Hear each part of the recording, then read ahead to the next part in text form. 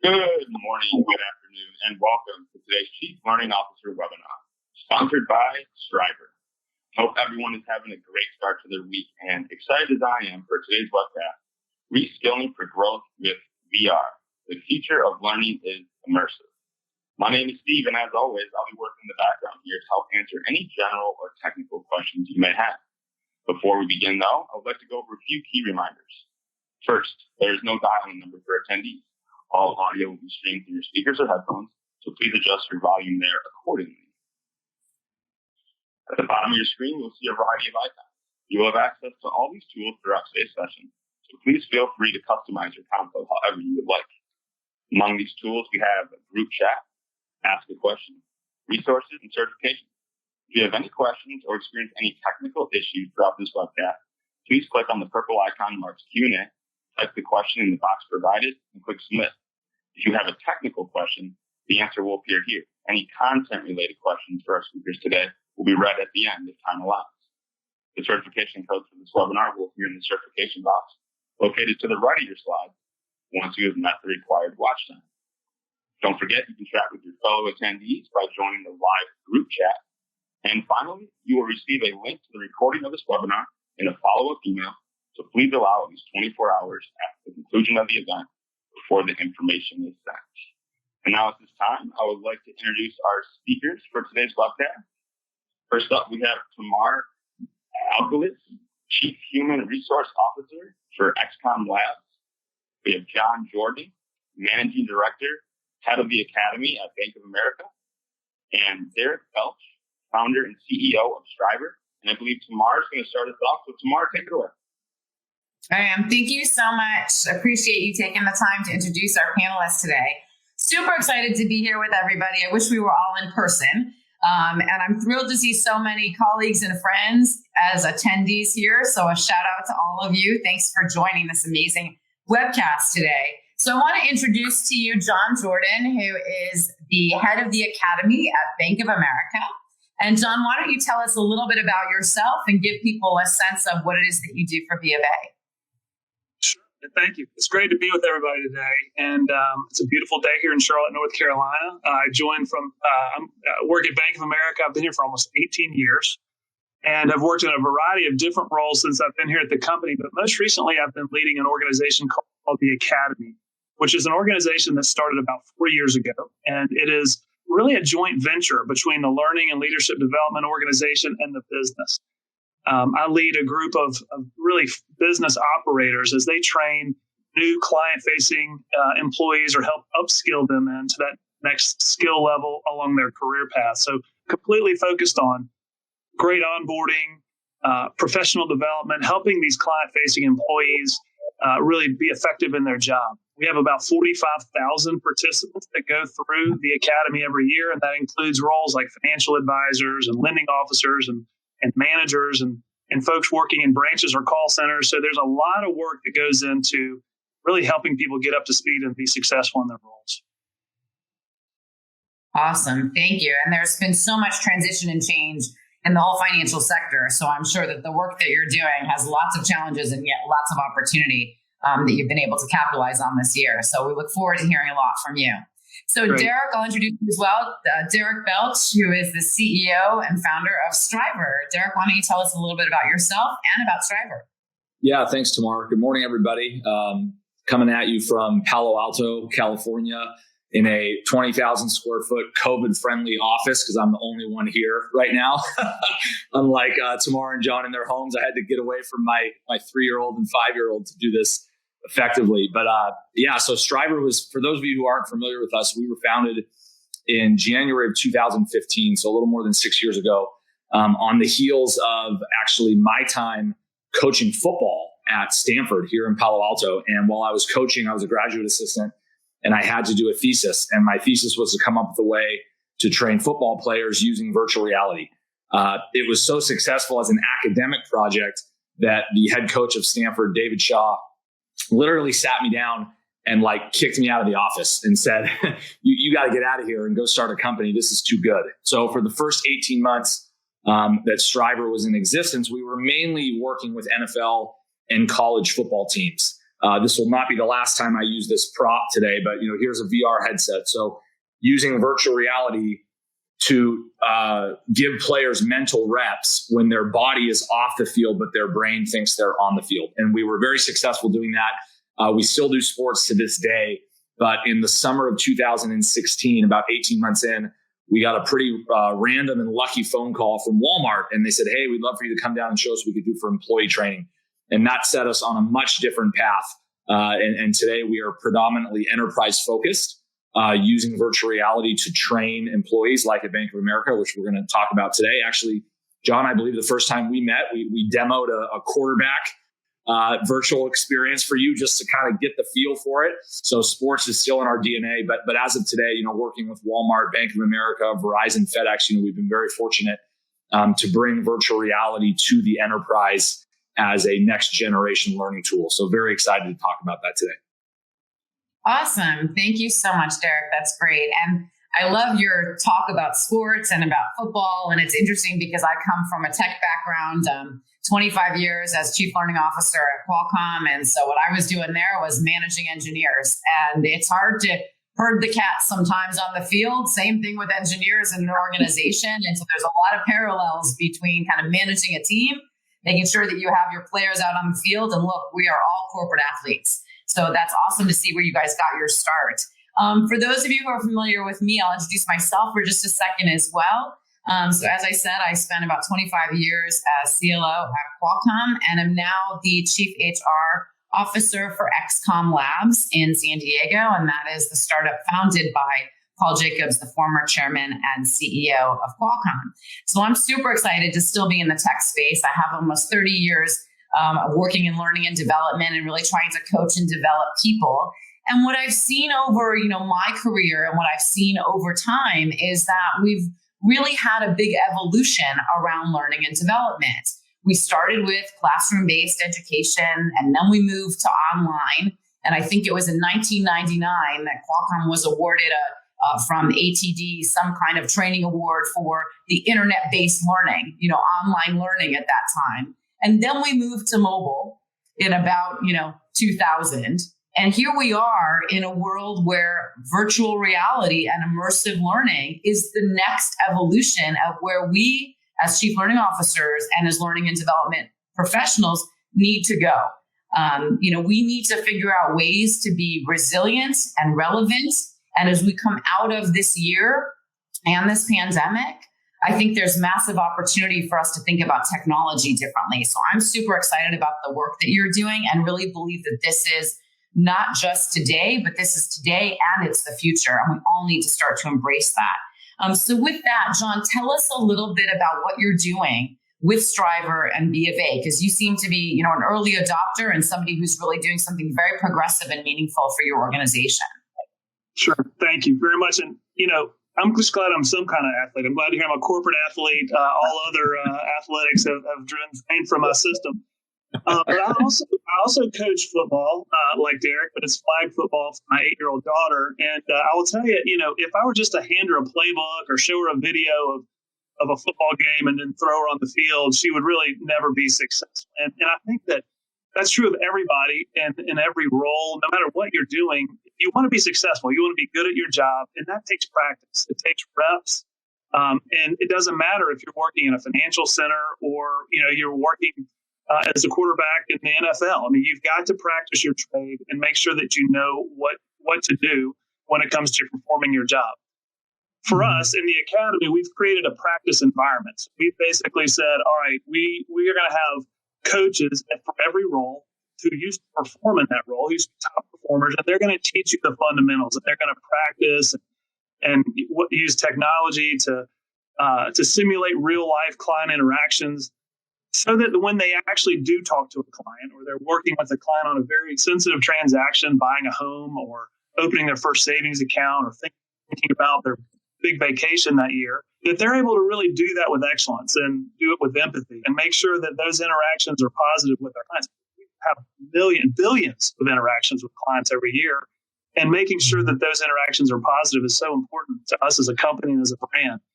So virtual reality fits very well in that scheme for us because it gives us the ability, to really practice the things and what we call the moments of truth with clients. So those moments where there's a lot of emotion, where there's a lot of potentially tension, and they want that to go well, we've got to make sure those go well. So we want our teammates to practice those over and over again before they do it in real life. Also, big moments of truth around operations, making sure that we do things correctly for the client and that we're protecting our shareholders, we're protecting our business, if you will, from some of the bad elements that are out there in the financial system, trying to defraud our clients or defraud the bank, take money from us. So we've got to make sure that we're good at those little moments of truth.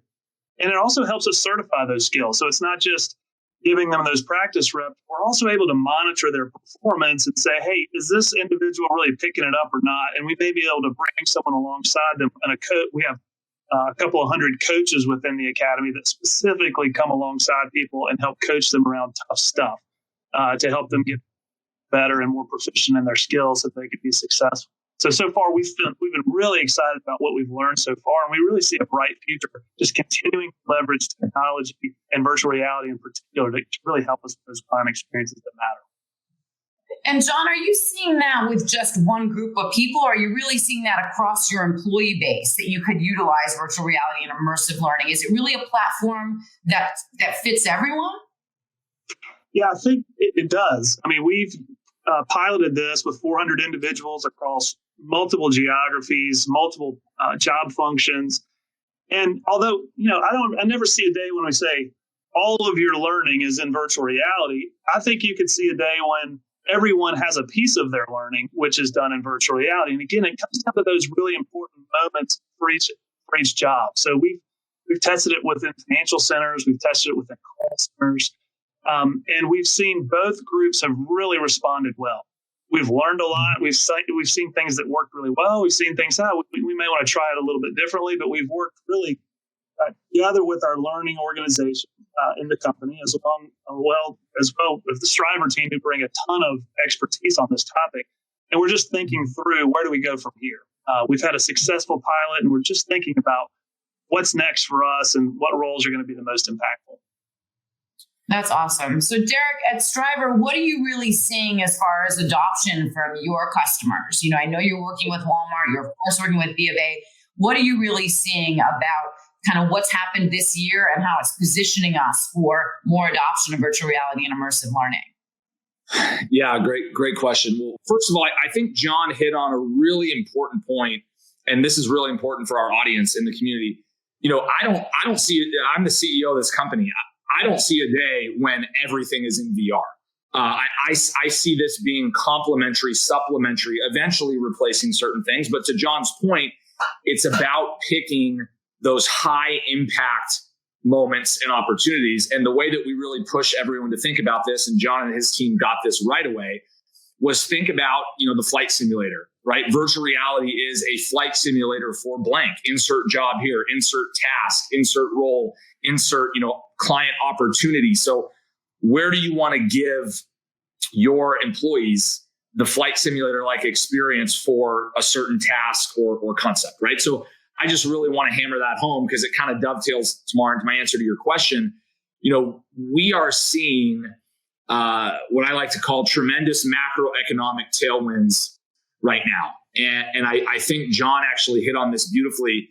He didn't even say anything about COVID. This actually goes back to 2 years ago, before COVID, when the Business Roundtable updated their statement on the purpose of a corporation, and returning value to shareholders went from first to last on the 5-bullet list. And bullet number 2 was investing in our employees, investing in our workforce, giving them learning and development opportunities. So, VR is just one piece of that. And here we are today in March of 2021, and we're seeing a future, a present and a future that is likely about remote work, distributed teams, having to quickly onboard an unemployed workforce. And how do I do that efficiently and effectively? So there's like this perfect storm right now as it relates to organizations really leaning in, from our customers like Bank of America and others, as well as now in the market where they're saying, hey, I've kind of been watching this thing for 2 or 3 years and it's time. And I think, the most fascinating thing that's also happening is VR is doing really well in the consumer world, a little slower than originally anticipated, but it's picking up steam. And who are the main users? Gen Z, millennials, et cetera. So, John kind of alluded to this. Who's going to be the majority of the workforce in 10 years? Today's Gen Zs, millennials, et cetera. And if you're not speaking their language with these toys and tools, then you're probably behind. And VR kind of fits right into that narrative. Mm-hmm. Oh, there's been so much technology change even in this past year and adoption immediately, right? You got the 95-year-old grandmothers who are doing TikTok, and if you had told me a year and a half ago that we would have had all remote work and none of my employees would have been face-to-face, I would have told you were crazy. So we've had this inflection point that I believe has made us all really think about what can we do and what can we do differently. And when we return to the workforce and the workplace, it's going to look different. Not to mention the fact that we have an entire student body, whether you're talking about, kindergartners all the way through college students who are learning online. They're getting experiences and learning differently. So based on that, we really need to embrace new technologies and new ways of kind of meeting them where they're at. I don't see that our interns this summer at XCOM are going to go back to a classroom training experience. They're not. They're going to want something that looks very, very different and that feels more like it's 2021. And we need to embrace that. And as learning professionals, we need to figure out how we're going to make some investments there. And I think it's about transferring the investments that we've made in classroom-based training and or in online learning and moving it to the VR and immersive learning space in order for us to really be resilient, in order for us to be relevant. So, John, as I think about that, you guys have some specific at B of A keys to employee success that you talk about on the business side, and one of them is technology. So how are you linking this to your specific business initiatives? That's a great question. So we have, if you think about a very distributed workforce, like a lot of organizations do, we have over 4,000 financial center locations, and then we've got several hundred locations that are call centers or Merrill Lynch offices. So we've got to leverage technology to get reach out to all those employees. And there's hundreds of different jobs. The Academy has, I think, over 220 different jobs now that we support. So those are different functions that we have to help people understand, first and foremost, what's the culture of the bank? What is the purpose that you're serving? How do we really embrace people and onboard them well? But then we've got to make sure that we're able to provide high quality practice reps no matter where you're sitting. And for us to do that with people would requires literally to have like a person in every financial center that is dedicated to coaching and practicing. And that's, some of the role that a manager plays. But the reality is our managers and all managers in general are very busy. So are they going to be able to provide a consistent process for training in Palo Alto and San Diego and Charlotte and across this country where we have financial centers? And we found that we could do a lot better leveraging technology. So we've implemented a couple of things that have really had a great impact. One, we've created 300 simulators. So these are technology simulators that help us practice things like our account opening systems or the servicing systems that we use so that people can get proficient in using technology while having a conversation, because that's not always easy. I mean, if you're sitting in front of your someone in a financial center getting some advice on your small business and they're having issues with their technology, well, that doesn't give you a lot of confidence in that individual as they're dealing with your financial interactions. So we've got to really practice those things. We've launched artificial intelligence-powered conversation simulators. They're able to just practice having conversations like we're having right now. Because those conversations matter, the words that they use matter, the inflection that they use, those all make a big impression on clients. So we've made a big investment in just simulating conversations that we're going to have every day. And then these virtual reality coaching simulators, they really give us the ability to really maximize the impact, again, around these particular areas of focus. So we've already alluded to that a little bit. Let me just expand a bit more. It's not just about the individual in the goggles. It's about the coach watching the individual in the goggles and able to say, hey, you could have done this better, or we could have, let's let the whole classroom learn from this virtual classroom, learn from your experience of how you're interacting virtually with this client, it creates this new environment, really this new dimension of coaching that's possible where, you don't have to, it's not a role play, but it's a real feeling. It feels real. It feels like you're actually there with the client. It's very similar to actual things clients say. And we're learning every day. The last thing I will say, just as sort of a way that we've just maximized the learning quickly, is we've also rolled out what we call teammate voices, which is effectively a survey platform where we're listening to these folks as they go through training before they start, during, and after, to make sure that they really learn the subject matter that we're teaching them on.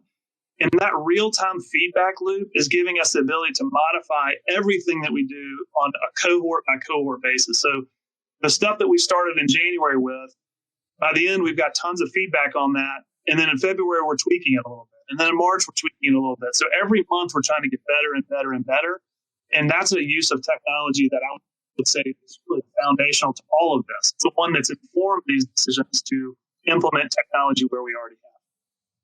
That's awesome. So Derek, tell me a little bit then about how you're utilizing this data, because you're working with a lot of clients. So the data, I think, is really important, getting that information back. Give us a little sense of what you're doing there at Strivr with the data. Yeah. So the two, I like to say, like, what's the value to the customer here, right? Like, there's kind of two ways to think about this to really make it simple. The first is real world performance improvement. And John just hit on this, and I will expand upon it. Everything that we've seen over the last 6 years of being in business, and really if you go back to my academic days while I was studying this and coaching, people treat virtual reality just like they do the real world. And it makes sense, right? Because again, back to my prop, right? I put this on my head, my face. I can't see anything. Like there's no light coming in. So when VR is done correctly, your brain should be taken somewhere else. Again, that flight simulator.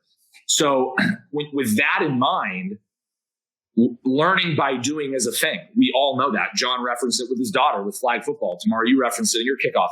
So with that in mind, real world performance improvement is possible, if not the likely outcome after going through a virtual simulation. And John alluded to the example of fraud. So John, I remember when we did our first, data readout, 6 months ago, to kind of give you guys a little bit of feedback.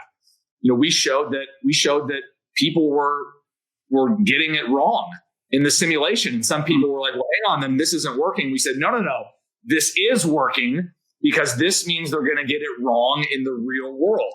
So this is what VR allows for, is when they show you that they can do it right in VR, it means that they're going to do it right in the real world. That is a critical. So to John's point, how do we give employees reps until they show that they can do it right in a simulation, and therefore they'll do it right in the real world? So that's bucket one, real world performance improvement, super, super critical. And then bucket two, which I think it kind of is on everyone's mind, right? The more of that financial ROI that's easily measurable. And that really comes down to time savings and therefore cost savings. And we're seeing a lot of our customers cut their onboarding times in half, take a bunch of 1 hour computer-based simulations and do them in 10 minutes in virtual reality. And the outcome is the same or better. Again, back to that learning by doing phenomenon. And when you kind of look at it that way, John and his team have a list of, using B of A as an example, John and his team have a list of 20 things they want to tackle. And they kind of know the math of if we save minutes here, hours here, a day there. I mean, we're talking, John, this is your business, but we're probably talking millions of dollars in ROI here at scale across 50,000 employees. And so I think those are the two most important things for this audience: is real world performance improvement. And hey, there is a financial ROI associated with this as we think about speed to proficiency and what that means for your business. And I've heard that from a learning standpoint, there's actually more learning that's occurring when people are having those safe learning experiences that are in the virtual environment. So there may be this, ability to upskill faster or reskill faster, and speed, today is super important to not get disrupted.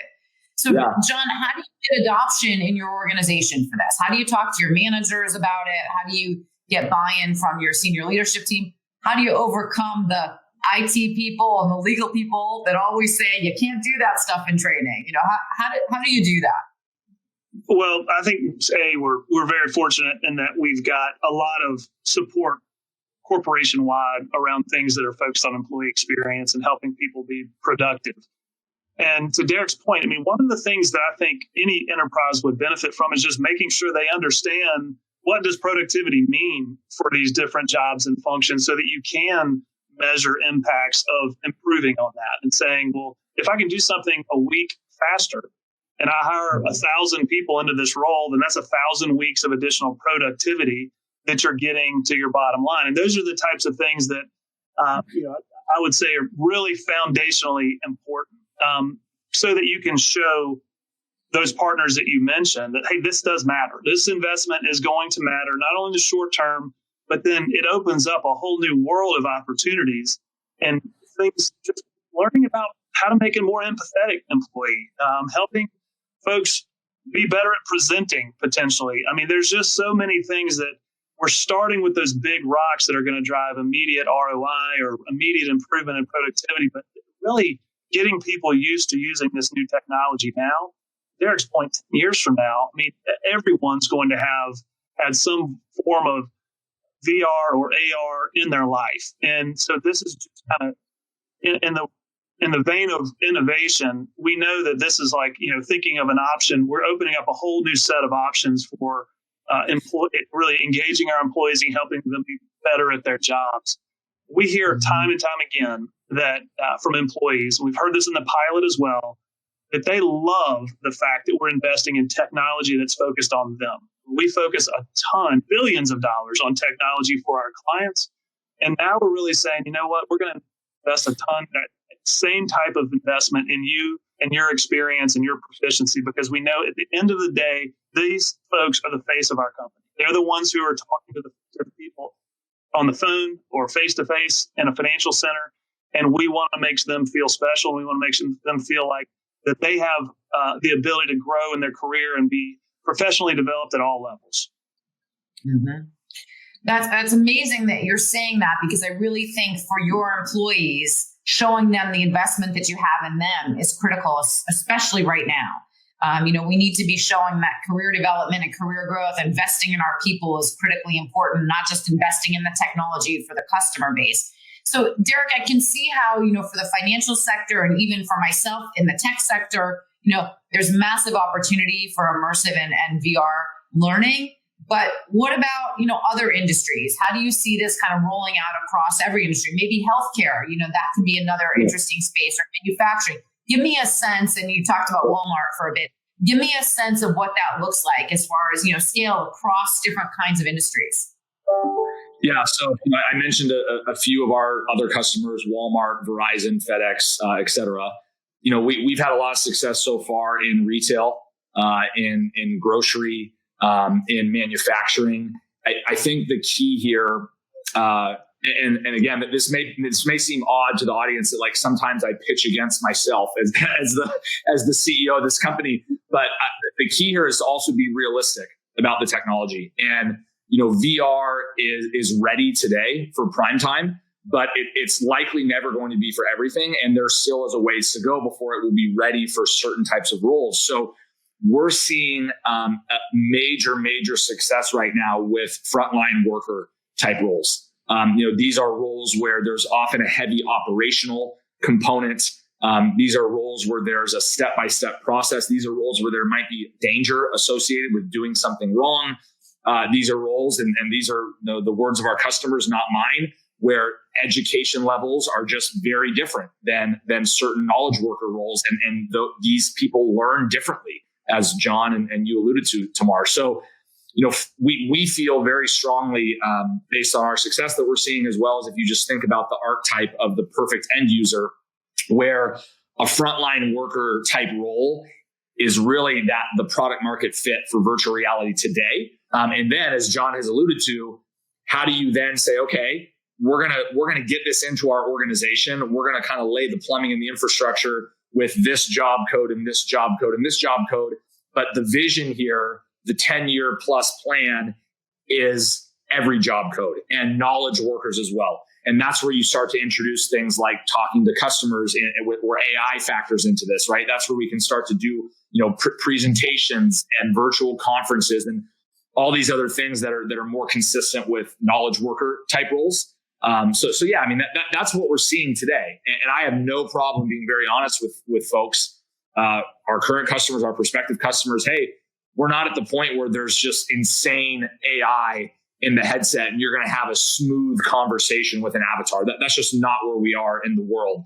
So let's focus on where this is really valuable, and let's exercise and build these muscles organizationally from a change management perspective. So as the technology improves, you're going to be ready for the next half of your workforce. That's how we're thinking about it. Mm-hmm.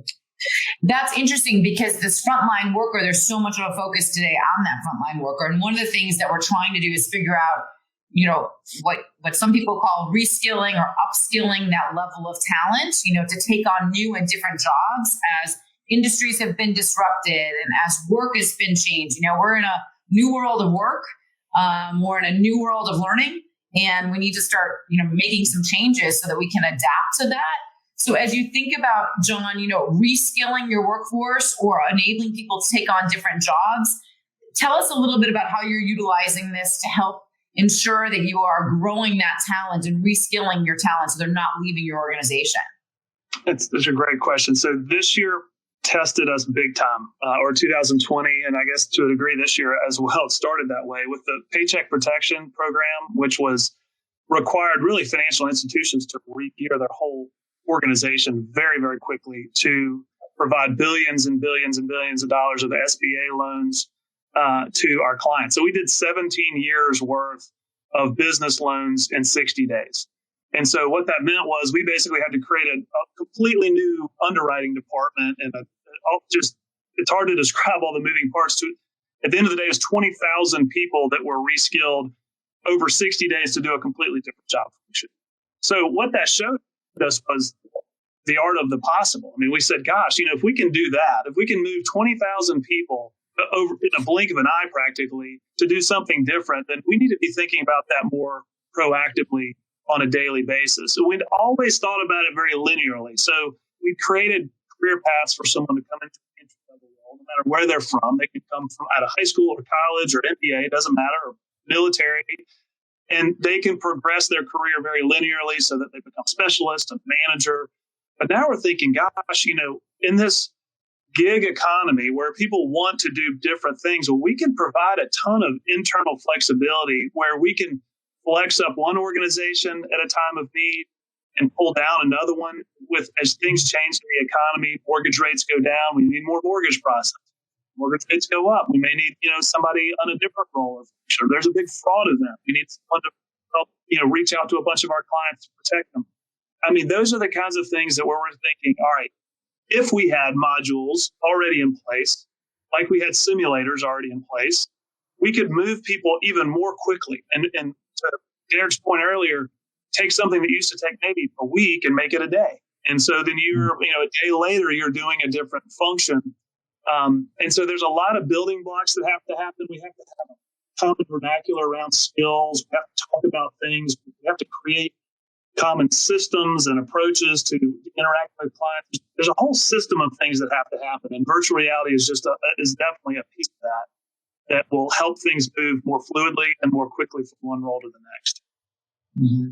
Great. Thank you. So as you think about that, Derek, and you think about the reskilling of the workforce that needs to happen and retaining our talent and finding ways to increase productivity and performance, what are some of the specific training modules that you're doing? I mean, you talked about for frontline workers and maybe manufacturing and for finance, but what is some of the content that you're primarily seeing that VR and immersive learning is good for? Yeah, as of today, it's pretty all over the place in a good way. It's really what you alluded to this, Tamar. VR is doing very well. Immersive learning is growing in the enterprise, but it's still early. We're kind of out of the brick cell phone days of this. We're definitely still early. And so with that in mind, the early adopters like Bank of America that are investing in this wall to wall for their workforce, they're lucky. They're getting custom content. And you want to talk about fraud? Let's do it. You want to build a customer service module? Let's do it. You want to do a small business loan module? Let's do it. That said, we are seeing themes and, active shooter trainings and anything safety related, something that you just can't prepare for, outside of close your eyes and visualize, right? I mean, that's almost impossible to prepare for. So that's been something that's happened a lot. Anything customer service related has happened a lot. I mentioned a lot of the operational type trainings where it's, building a pallet in a warehouse, or maybe it's picking and packing off of an assembly line.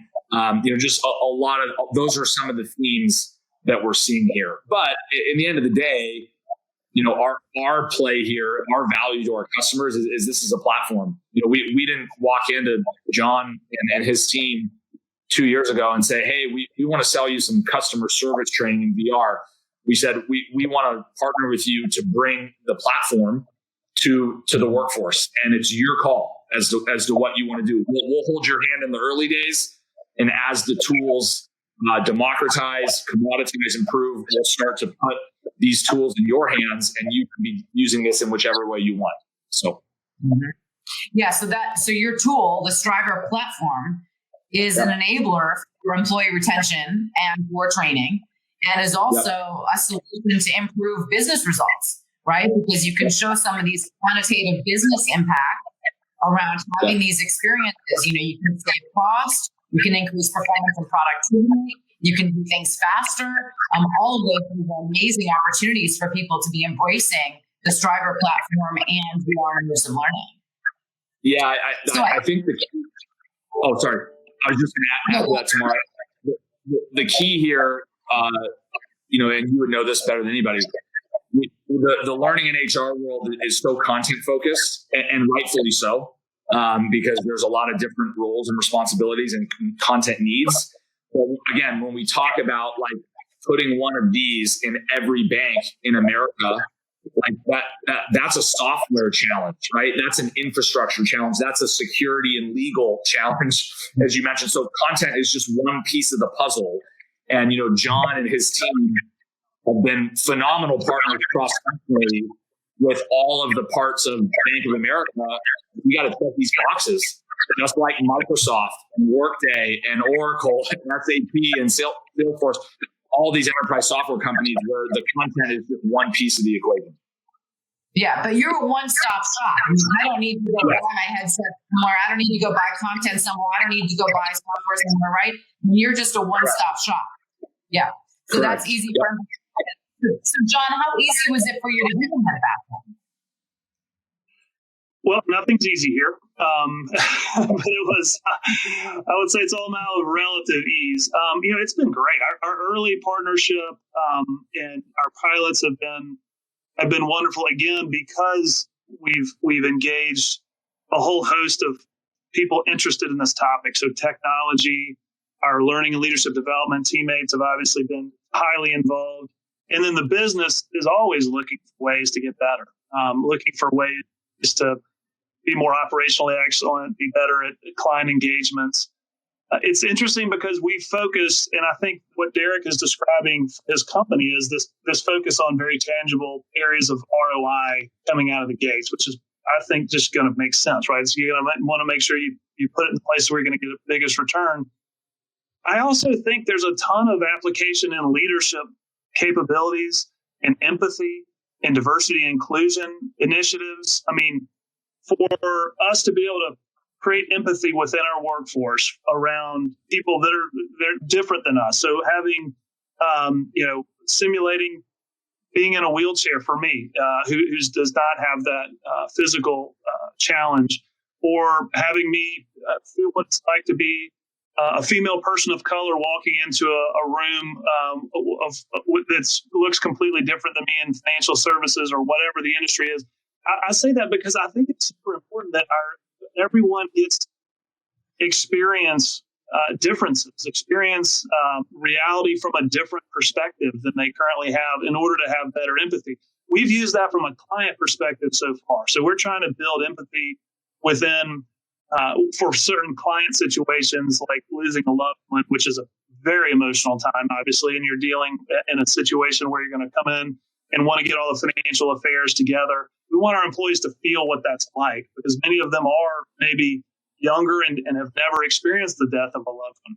But for our employee base, I think this is true kind of across the board, I do think there's this cool opportunity, and especially in light of some of the things that have gone on in 2020 and the need for all of us to learn more about each other, that there is some potential there to really leverage a new way of learning, a new way of putting people in someone else's shoes. That's very hard to do without actually doing it, actually feeling what it's like. So I'm excited about that over the long haul as well. Yeah, it's giving people the experience and the perspective, which is very powerful. Yeah. So I'm going to turn it over now to see if we have any questions. We have a moderator who can help us with letting us know if anyone had any questions in the chat. Yeah, sure thing. Let's get right to it. This first one is for John. It says, what made the pilot successful? What were the metrics you looked at to determine success?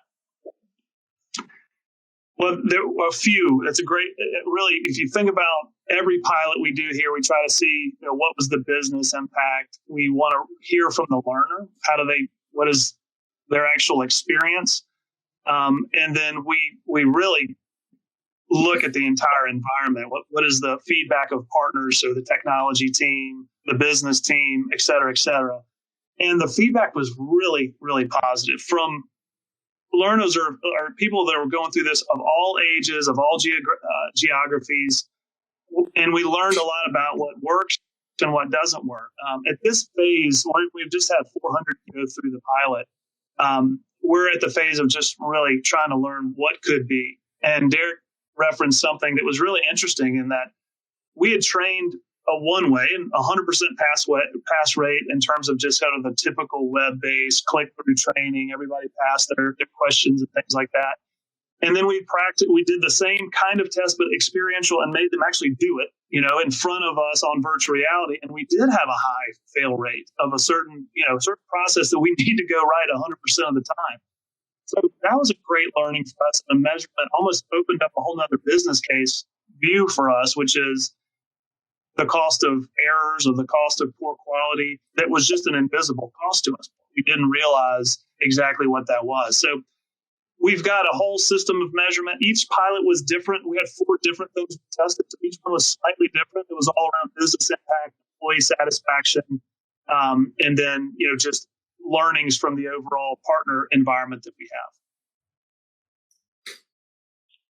Great, thanks, Scott. Let's go to the next one. It reads, when it comes to distributed audiences, are you putting the hardware in every location? Think branches. Or are you rotating or shipping it for specific programs / timing? So for us, we're just getting started. So we've really only got, we haven't determined our distribution strategy in terms of where we're going to put them, how we're going to do that exactly yet. So we're in the process of determining that. One of the things we learned was when we gave people control of their headsets and the ability to wash and clean them and everything, that made them more comfortable no matter where their location was. And so we do feel like it's possible to put them in lots and lots of locations. We also have academy sites where we have centralized training events that we'll certainly start with. We've got one in Charlotte, in Phoenix, and Dallas. So we'll use them there.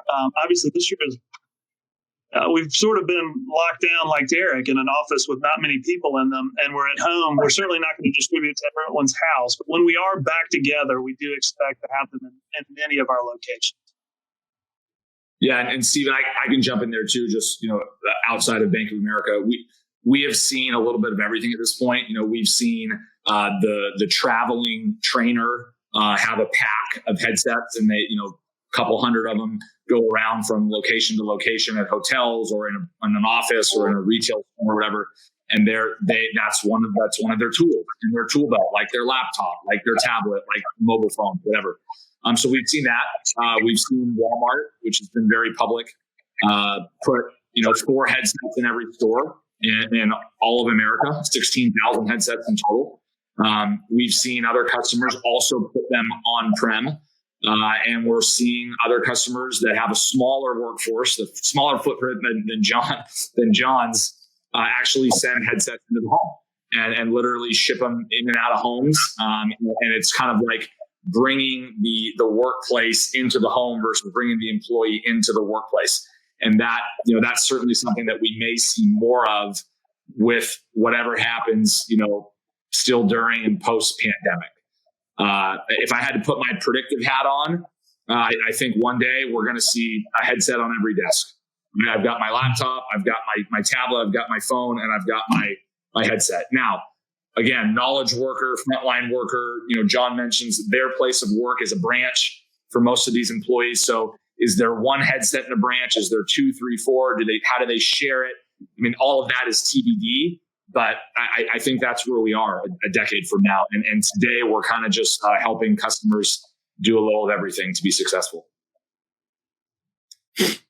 Awesome. Thanks, and just to kind of make a comment on that, it's kind of interesting going back to, my Qualcomm days. I started there when it was 1992. And at that time, we envisioned that people would have a mobile device with them at work and all the time. And look at what's happened, right? And at that time, everyone went, what are you talking about? And today, everyone has the mobile device with them and utilizes it for work. Remember, there was a time where you could have your mobile device, but you can't use it for work. And now look at where we are. Everyone's utilizing their mobile devices for work and for their life. And I see the same thing, like you said, Derek, with the headset. It's an evolution of that where, we may not be able to see it today, but go back to what happened with cell phones. It's the same. Yep. Yeah, this costs less than a cell phone right now. Mm-hmm. Now you might use your phone for more in 2021, but as John alluded to, if this is going to be the platform of the future, one of the mediums that is part of what they do at Bank of America and beyond, it's going to be a fraction of the cost of other things that companies are spending money on. So, yeah. That's some great answers, guys. Thank you. John, this next one's going to be for you as well. How did you work with your internal and Strivr team to prioritize those high impact moments for the VR experience? Well, we relied a lot on Strivr, honestly, to help us focus. I mean, they because they've done a lot with other companies, they were able to say, John, this is a dumb idea, or, this is a great idea. Mostly dumb for me, but my team is really smart. So they were able to sort of look across these moments of truth, if you will, for our clients. And we selected some that were aligned to our strategy and that were highly impactful from a client perspective. And we said, all right, let's test 4. Some of them were more operational in nature. Some were more client experience, empathy in nature. And because we wanted to get a broad feel for how it could be used and the impact across these different areas. Some were more financially beneficial if we got it right. So, 1% improvement in this metric drives lots and lots of improvement overall. And again, some were more like soft skills, if you will. Just we know that this is a sensitive moment for clients. It's probably going to be a little bit more difficult to measure exactly, but we will know based on client interactions over a longer period of time, and certainly our employee feedback, how they're feeling and their confidence with that interaction in a situation that may be very sensitive to the client.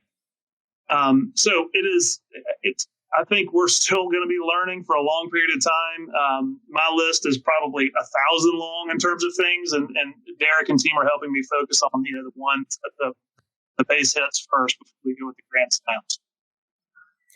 I don't recall saying the word dumb, but I may have implied dumb. Great. Let's go to the next one. The next one reads, have you encountered any challenges with making your VR training accessible for all learners? I mean, Derek, that may be best for you. For us, it's obviously so new that it has not been We've gotten it to the people that needed to for our pilot, and we're again kind of in the thought phase of where we go from here. Yeah. So across our customer base, I mean, if you think about Walmart's workforce and the size of it and others that we're working with, at this point, we've had almost 1 million different people go through training, which is awesome and pretty mind blowing when you think about it. This is a technology that less than 10 years ago was mainly in an academic lab, and we've had almost 1 million people go through training, which is super exciting. Candidly, very, very low percentage of folks have needed an alternative method, whether that is because they have a disability, whether that's because they don't want to do it because they think they're going to get sick. They actually do get sick. And we're talking less than 1%, 2% type numbers. When that has occurred, we have worked with our customers to say, okay, if you're in a situation where so-and-so can't do training in virtual reality for whatever reason, what would the alternative be? And that's where maybe you'll use more traditional methods like a video, a PowerPoint, a manual, a lecture, et cetera. And the customer will just keep doing that. There are certain things that we have taken on as an organization trying to be a leader. We actually presented at an ADA conference a little more than a year ago to highlight some of the things we're trying to do, such as subtitles and closed captions, such as certain things for other physical challenges that folks may have. Some of this is technology, some of this is just a recommendation, standing versus sitting. I mean, there's a lot here, but we're trying to be very, very forward thinking because at this point we've kind of seen and heard everything, and we want to make sure we have a solution going forward. Yeah, I think it's important that everyone has equal access to great training, and the methods can be slightly different. And in this case, to Derek's point, we haven't had any issue with it having we've not seen that 1% or 2% or whatever it is be a glaring issue at all. And it's because this is just another way to train people and get it done quicker and better. It's not that we've thrown away everything that we used to do or anything like that. And I think that's the way to think about it. It's not you're throwing away everything you do and then it's all going to virtual reality and saying you've got a new arrow in your quiver. You've got a new way and a way to efficiently and quickly train people on really important moments of your business. Just one more thing to add to that too. Oh, sorry, just real quick, Tamar. So again, for the audience, if I had to guess, most of your first experience with VR was probably like at a mall or when your kid was playing a game and you saw like a virtual roller coaster or like a zombie hunting experience. And those types of things actually can be stomach inducing. When you're just think about the science, right? When your body is in one place and your brain thinks you're somewhere else and your homeostasis gets off, that can cause nausea. But we actually have seen many people that have been like, I got nauseous last time I did VR 4 years ago. I'm scared of it. And remember, we're not an entertainment company here. So we build training experiences knowing how to make it steady and smooth and knowing that, this is something that we don't want to mess with, people getting nauseous. So the general heuristic here is if you can be a passenger in a car, you can go in a Strivr training experience without any issues to your stomach. And that we've seen that usually puts people at ease. Sorry, Tamar, I cut you off. Well, now I got to say something else. I hope that no one's getting nauseous from our management training and our customer service training, leadership development, gives you a reaction. What I was going to say was back to John's point is that what you're essentially doing is adding VR as part of your learning ecosystem, right? It's another piece in the toolbox. And maybe over time, it will become a larger piece. As this next generation learner comes into our workforce, we're going to see more and more potential adoption and more ways to utilize it. So it would actually increase the pie, right? So, as I was talking about earlier, you move from classroom-based to online-based to mobile to VR, the mix may look different between the four of those over time. That's right. And just to quantify the challenge, right? So say you have 4,000 financial centers, you're basically relying on 4,000 managers to teach tens of thousands of employees a certain skill. Well, you say you then centralize and say, okay, well, we're going to teach all those people via, a web module or whatever it might be. Then at least you get consistency, but you don't get practice. This kind of gives you a little bit of both. So it allows you to have the consistency of that web-based module, but the practice reps of someone sitting right there next to you going through it. And, not only that, but you can take the best at practice, the best at delivering this, and you can leverage them for really, really big audiences so that they could really have a broader impact and leverage your sort of best and brightest, if you will.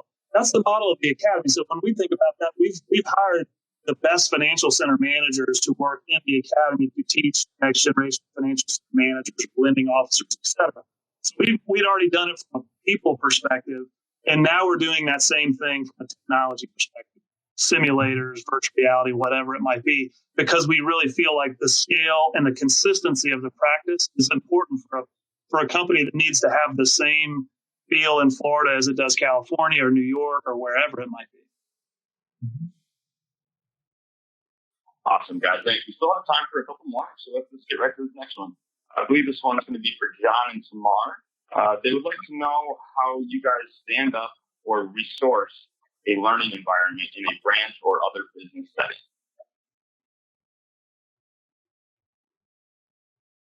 Do you want to talk about the branch level? Yeah, I mean, so it's such a combination of things that, like I said, we've got a lot of content and learning that happens that's very consistent across the whole corporation. It doesn't matter what your job is. So here's our purpose, mission, our policies, procedures, code of ethics, those kind of things. And that is very much centrally owned by our enterprise learning function. And then it becomes more and more blended as you get closer and closer to the job and function. So you've got, very customized content for someone who may work in our fraud detection unit, for instance. And it's really technical, and they're looking for a lot of different things. The things they are talking to clients about are very unique. And so that becomes much more practice. Here's role plays, now virtual reality or simulators or those types of things to give people more practice on the job and function things. So in a branch environment, I think everyone struggles with this. You're trying to figure out, what do you centralize, what do you push out, what is done consistently, what is done by the local office. And so I think Bank of America, like all other companies, are trying to balance those things so that we, again, give the local practice, the local sort of touch, if you will, as well as a corporate culture and something that ties us all together no matter what our job and function is. So for me, we've really focused on two things. One is core curriculum, and to me, that's management and leadership development that grows across the entire employee base, as well as anything around specific culture or specific behaviors. But then outside of that, within the businesses, it's all custom. And when I was at Qualcomm, we had over 1,000 different courses that we were offering and hundreds of different vendors. There was some, of course, that we developed internally, but a lot that we purchased that we would quote unquote, Qualcommize, customize that content for our employee base. But in thinking about how you create a learning organization that is truly relevant, you really have to be focused on that custom content that gets delivered into the business and making sure that you're really working closely with that president and leadership team. We did learning plans where we went out and asked employees, asked managers, and asked executives, what kinds of behaviors, what kinds of skills, what kind of business issues do you have, what kind of results do you have in your business, and created learning plans for each business unit based on that. I won't plug it too much, but I just completed a book called Forward Focused Learning. And in that book, you'll really get a sense of how to create a forward focused learning organization. And part of it is around utilizing technology and finding ways to get very resourceful to make sure that you're very relevant to your business. Great, thanks, guys. Unfortunately, we are out of time for questions. But before I go, Tamar, Derek, or John, do you guys have any closing thoughts or comments you'd like to give to the audience before we close out? I'll let you go first, Derek. Yeah, I'll just share a 3,000-year-old quote with everybody. I hear and I forget. I see and I remember. I do and I understand. Confucius. So this concept of learning by doing is as old as time. And now with this thing, you have a chance to bring it to everybody and better prepare your employees. So that's my closing thought. Thank you. John? Man, that's going to be hard to beat. I definitely don't have a quote like that. I do appreciate the opportunity very much. And I would just leave with this, that everything that we do around helping our employees be more successful, to be proud to work at our companies, and really at the end of the day feel cared for, is worth investing in. And we've seen that be true every single time we've done it. Virtual reality and technology is just another example of that. It's really the next generation, if you will, of helping people feel like they can win in their job. And people want to wake up in the morning, look in the mirror, and feel like that they know what they're doing, that they're invested in, and that they can be successful in what they're going to be doing that day. So appreciate the opportunity to talk about that, and have loved the opportunity to spend time with Derek and Tamar. And thanks so much for the time today. Thank you. Yeah, it's an honor and a privilege to be in a learning community. It was an honor and privilege to work with you guys today. And I'll just say, from a learning executive perspective, the only thing that is holding us back is ourselves. The opportunity is out there. So here's to learning, and thank you everybody for joining us today. Thank you. Thanks, everybody. Thank you, Tamar. Thank you, John. Thank you, Derek, again. Really taking the time to present all this great information with us. I do apologize if we weren't able to get to everyone's questions. I believe Strivr is going to try to reach out to you guys and be able to answer those directly. So hopefully we can get that done. But once again, thank you all for joining us. Thank you for chiming in, continuing to support CLO webinars. And of course, thank you to our good friends over at Strivr for sponsoring today's event. Be sure to register for our next CLO webinar, Future Proof Training, how CAE leveraged a learning tech ecosystem approach for rapid growth. Wednesday, March 10th, 12 p.m. Eastern, 9 a.m. Pacific. This concludes today's webcast. Stay safe, everyone. Have a great day.